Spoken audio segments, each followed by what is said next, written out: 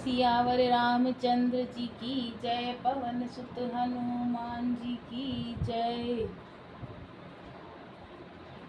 केकई और सुमित्रा इन दोनों ने भी सुंदर पुत्रों को जन्म दिया। उस सुख संपत्ति समय समाज का वर्णन सरस्वती और सर्पों के राजा शेष जी भी नहीं कर सकते।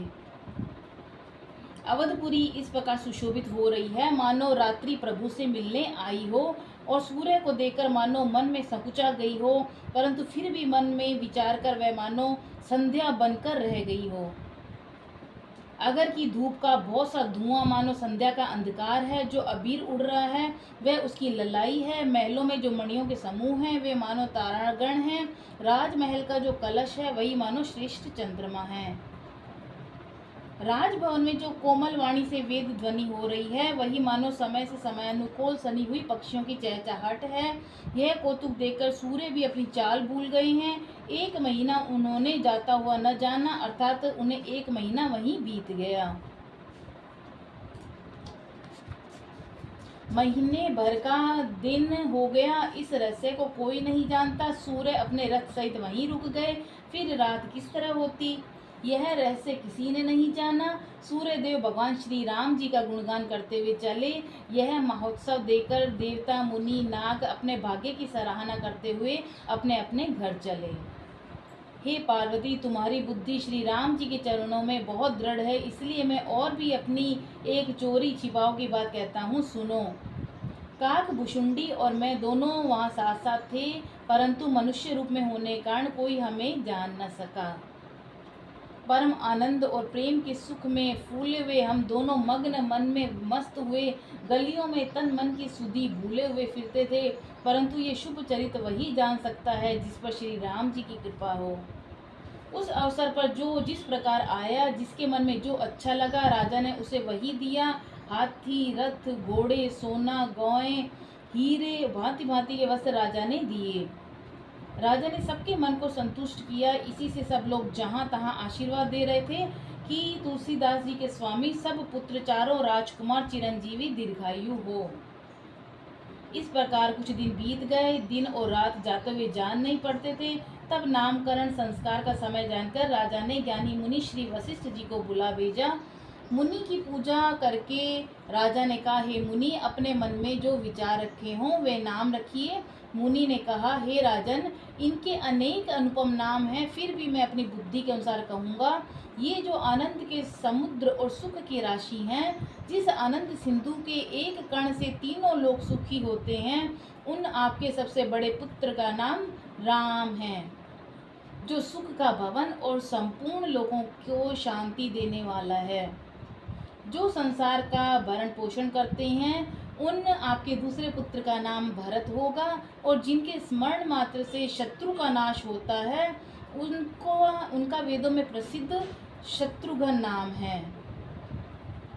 जो शुभ लक्षणों के धाम श्री राम जी के प्यारे सारे जगत के आधार हैं, गुरु वशिष्ठ जी ने उनका लक्ष्मण ऐसा श्रेष्ठ नाम रखा। तो गुरु जी ने हृदय में विचार कर ये नाम रखे और कहा, हे राजन, तुम्हारे चारों पुत्र वेद के तत्व साक्षात परात्पर भगवान हैं, जो मुनियों के धन, भक्तों के सर्वस्व, शिव जी के प्राण हैं। उन्होंने इस समय तुम्हारे लोगों के प्रेमवश बाल लीला के रस में सुख माना है। बचपन से ही श्री रामचंद्र जी को अपना परम हितैषी स्वामी जानकर लक्ष्मण जी ने उनके चरणों में प्रीति जोड़ ली। भरत और शत्रुघ्न दोनों भाइयों में स्वामी और सेवक की जिस प्रीति का प्रशंसा है, वैसी प्रीति हो गई।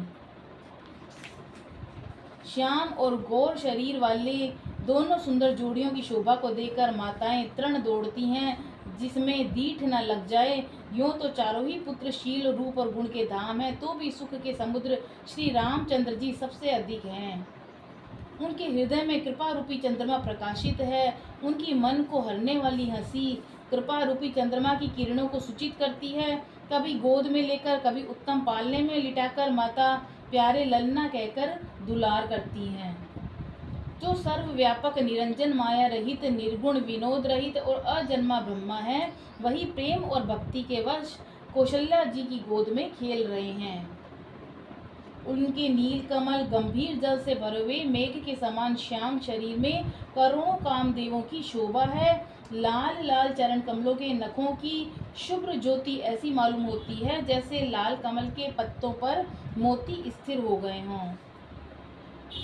चरण तलों में वज्र ध्वजा अंकुश के चिन्ह शोभित हैं। नुपुर पेंजनी की ध्वनि सुनकर मुनियों का भी मन मोहित हो जाता है। कमर में करगनी और पेट पर 3 रेखाएं हैं। नाभि की गंभीरता को तो वही जानते हैं जिन्होंने उसे देखा है। तो बहुत से आभूषणों से सुशोभित विशाल भुजाएं हैं। हृदय पर बाघ के नख की बहुत सी निराली छटा है। छाती पर रत्नों से युक्त मणियों के हार की शोभा और ब्राह्मण भृगु के चरण चिन्हों को देखते ही मन लुभा जाता है। कंठ शंख के समान उतार चढ़ाव वाला 3 रेखाओं से सुशोभित है और थोड़ी बहुत ही सुंदर है। मुख पर असंख्य कामदेवों की छटा छा रही है। 2 सुंदर दंतुलियां हैं, लाल लाल होंठ हैं और नासिका और तिलक के सौंदर्य का तो वर्णन ही कौन कर सकता है। सुंदर कान, बहुत ही सुंदर गाल हैं। मधुर तोतले शब्द बहुत ही प्यारे लगते हैं। जन्म के समय से रखे हुए चिकने और घुंघराले बाल हैं जिनको माता ने बहुत प्रकार से बनाकर संवार दिया है। शरीर पर पीली झंगली बनाई हुई है और उनका घुटनों और हाथों के बल चलना बहुत ही प्यारा लगता है। उनके रूप का वर्णन वेद और शेष जी भी नहीं कर सकते। उसे वही जानता है जिसने कभी स्वप्न में देखा हो।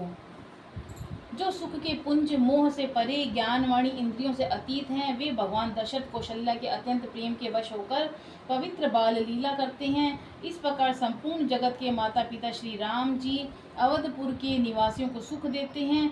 जिन्होंने श्री रामचंद्र जी के चरणों में प्रीति जोड़ी है, हे भवानी, उनकी यह प्रत्यक्ष गति है कि भगवान उनके प्रेमवश बाल लीला करके उन्हें आनंद दे रहे हैं। श्री रघुनाथ जी से विमुख होकर मनुष्य चाहे करोड़ों उपाय करे, परंतु उसका संसार बंधन कौन छुड़ा सकता है। जिसने सब चराचर जीवों को अपने वश में कर रखा है, वह माया भी प्रभु से भय खाती है।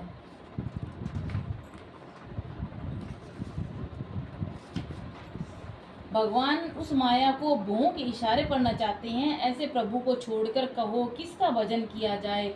मन वचन कर्म से चतुराई छोड़कर भजते ही श्री रघुनाथ जी की कृपा करेंगे। इस प्रकार से प्रभु श्री रामचंद्र जी ने बाल क्रीड़ा की, समस्त नगरवासियों को सुख दिया। कौशल्या जी कभी उन्हें गोद में लेकर हिलाती डुलाती तो कभी पालने में लिटाकर झुलाती थी। प्रेम में मगन कौशल्या जी रात दिन का बीतना नहीं जानती थी। पुत्र के स्नेहवश माता उनके बाल चरित्रों का गान किया करती थी।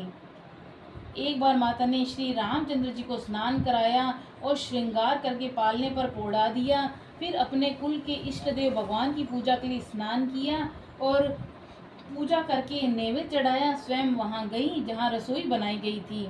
फिर माता वहां पूजा के स्थान में लौट आई और वहां आने पर पुत्र को इष्ट देव भगवान के लिए चढ़ाए हुए नैवेद्य का भोजन करते देखा। माता भयभीत होकर पालने में जो सोया हुआ था यहाँ किसने लाकर बैठा दिया, इस बात से डरकर पुत्र के पास गई तो वहाँ बालक को सोया हुआ देखा। फिर पूजा स्थान में लौटकर देखा कि वही पुत्र वहाँ भोजन कर रहा है। उनके हृदय में कंपन होने लगा, मन को धीरज ही नहीं हुआ। वह सोचने लगी कि यहाँ और वहाँ 2 जगह 2 बालक दिखे। यह मेरी बुद्धि का भ्रम है या कोई और विशेष कारण है। प्रभु श्री रामचंद्र जी ने माता को गड़बड़ाई हुई देखकर मधुर मुस्कान से हंस दिया। फिर उन्होंने माता को अपना अखंड अद्भुत रूप दिखलाया जिसके एक एक रोम में करोड़ों ब्रह्मांड लगे हुए थे। अगणित सूर्य चंद्रमा शिव ब्रह्मा, बहुत से पर्वत नदियां समुद्र पृथ्वी वन काल कर्म गुण ज्ञान स्वभाव देखे और वे पदार्थ भी देखे जो कभी सुने भी नहीं थे। इस प्रकार सब प्रकार से बलवती माया को देखा कि वह भगवान के सामने अत्यंत भयभीत हाथ जोड़े खड़ी है। जीव को देखा जिसे वह माया नचाती है और फिर भक्ति को देखा जो उस जीव को माया से छुड़ा देती है। माता का शरीर पुलकित हो गया, मुख से वचन ही नहीं निकलता। तब आंखें मूंदकर उसने श्री रामचंद्र जी के चरणों में सिर नवाया। माता को आश्चर्यचकित देखकर खर के शत्रु श्री राम जी फिर बाल रूप हो गए। माता से स्तुति भी नहीं की जाती। वह डर गई कि मैंने जगत पिता परमात्मा को पुत्र करके जाना। श्री हरि ने माता को बहुत प्रकार से समझाया और कहा कि हे माता सुनो, ये बात कहीं पर कहना नहीं। कौशल्या जी बार बार हाथ जोड़कर विनय करती हैं कि हे प्रभु, मुझे आपकी माया अब कभी न व्यापे। भगवान ने बहुत प्रकार से बाल लीलाएं की और अपने सेवकों को अत्यंत आनंद दिया। कुछ समय बीतने पर चारों भाई बड़े होकर कुटुंबियों को सुख देने वाले हुए। तब गुरुजी ने जाकर चूड़ा कर्म संस्कार किया और ब्राह्मणों ने फिर से बहुत सी दक्षिणा पाई और चारों सुंदर राजकुमार बड़े ही मनोहर अपार चरित्र करते फिरते थे। जो मन वचन कर्म से अगोचर है वही प्रभु दशरथ जी के आंगन में विचर रहे हैं। भोजन करने के समय जब राजा बुलाते हैं तब वे अपने बाल सखाओं के समाज को छोड़कर नहीं आते हैं।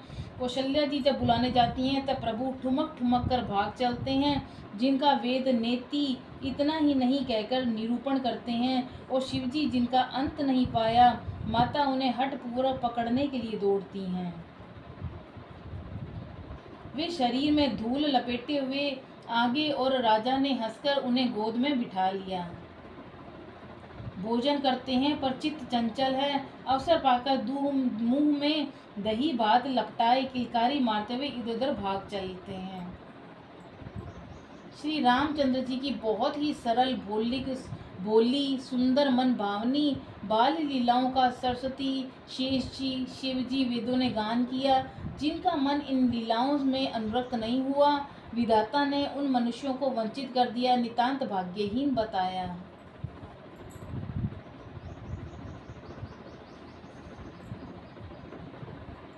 ज्यों ही सब भाई कुमारावस्था के हुए त्यों ही गुरु पिता माता ने उनका यज्ञोपवीत संस्कार कर दिया।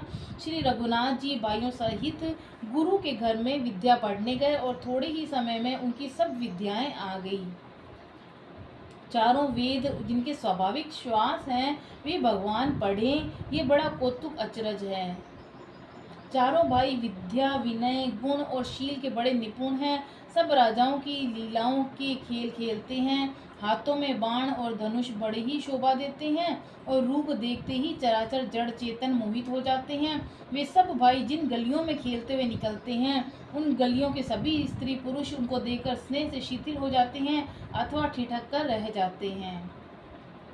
कौशलपुर के रहने वाले स्त्री पुरुष बूढ़े बालक सभी को कृपालु श्री राम जी प्राणों से भी बढ़कर प्रिय लगते हैं।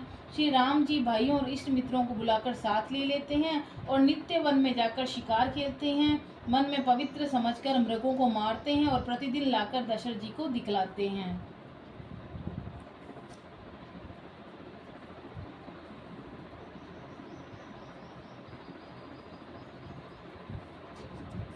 जो मृग श्री राम जी के वाण से मारे जाते थे वे शरीर छोड़कर देवलोक को चले जाते थे और श्री रामचंद्र जी अपने छोटे भाइयों और सखाओं के साथ भोजन करते हैं और माता पिता की आज्ञा का पालन करते हैं।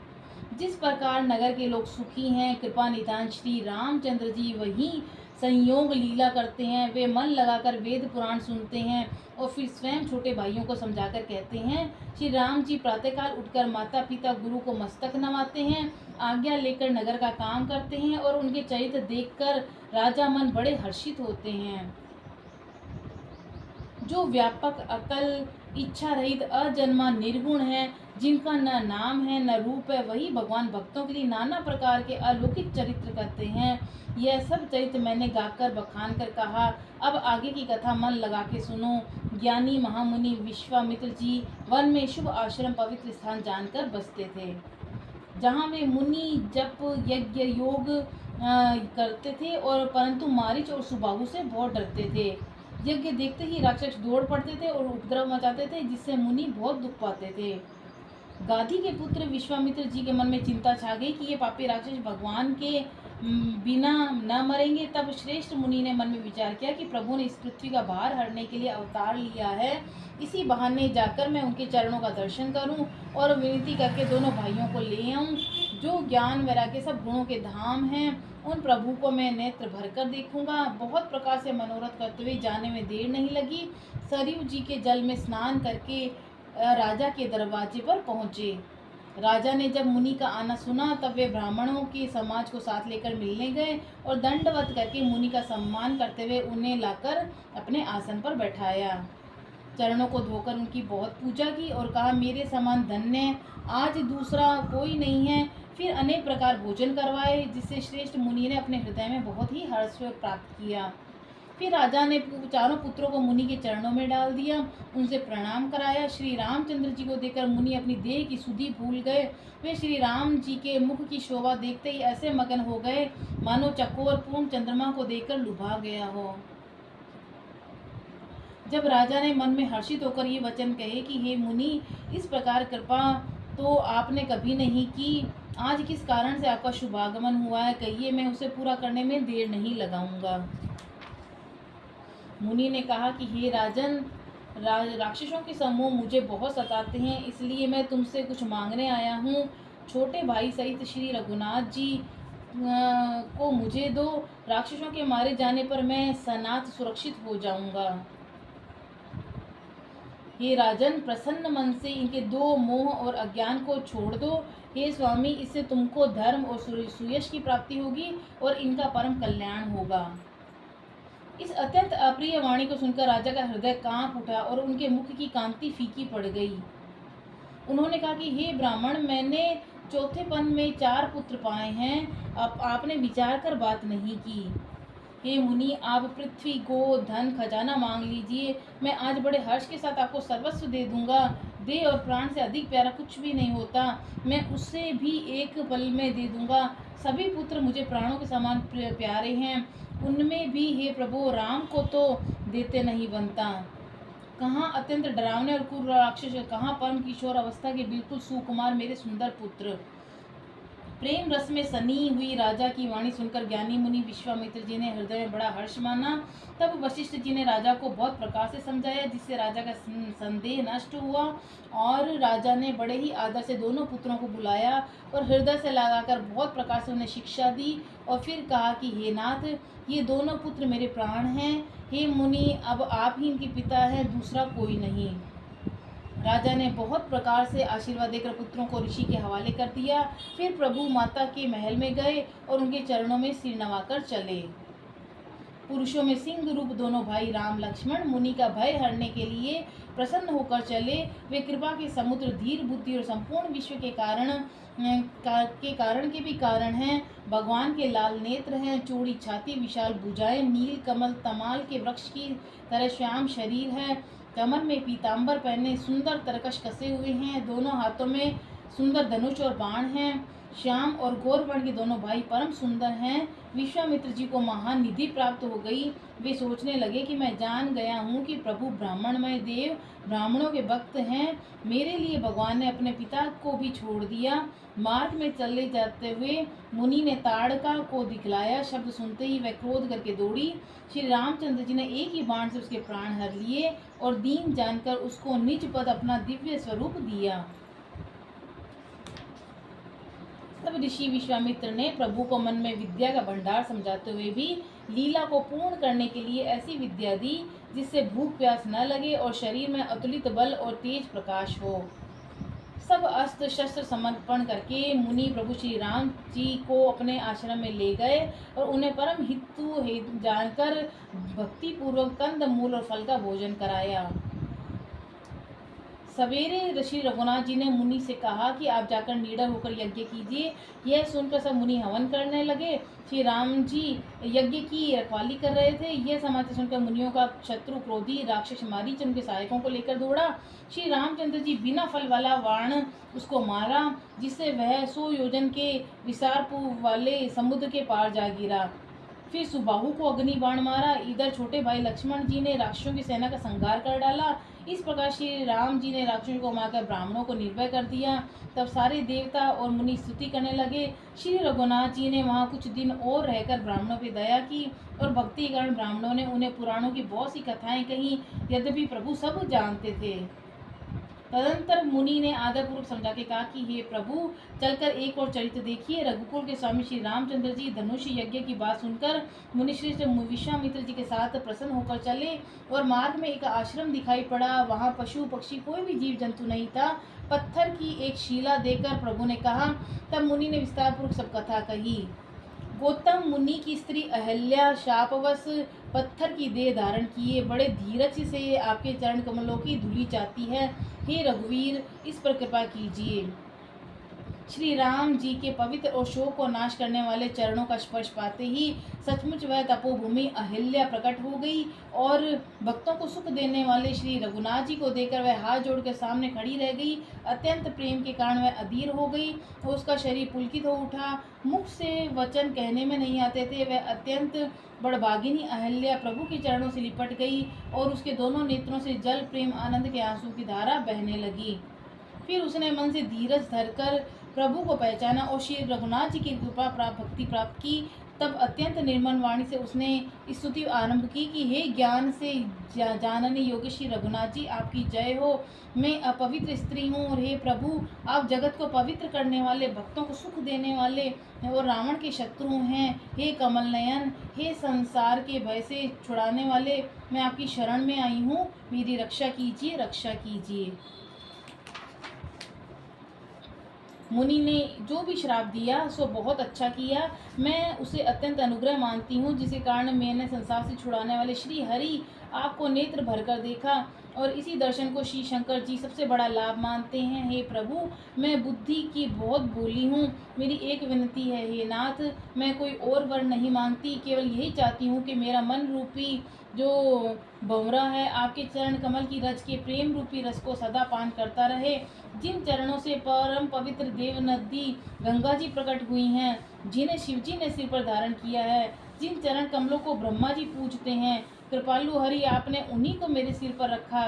इस प्रकार स्तुति करते हुए बार बार भगवान के चरणों में गिरकर जो मन को बहुत ही अच्छा लगा, उस वर को पाकर गौतम की स्त्री अहल्या आनंद में भरी हुई पति लोक को चली गई। प्रभु श्री रामचंद्र जी ऐसे दीन बंधु और बिना ही कारण दया करने वाले हैं। तुलसीदास जी कहते हैं कि हे शठमन, तू कपट जंजाल छोड़कर उन्हीं का भजन कर। बोलो सियावर रामचंद्र जी की जय, पवन सुत हनुमान जी की जय।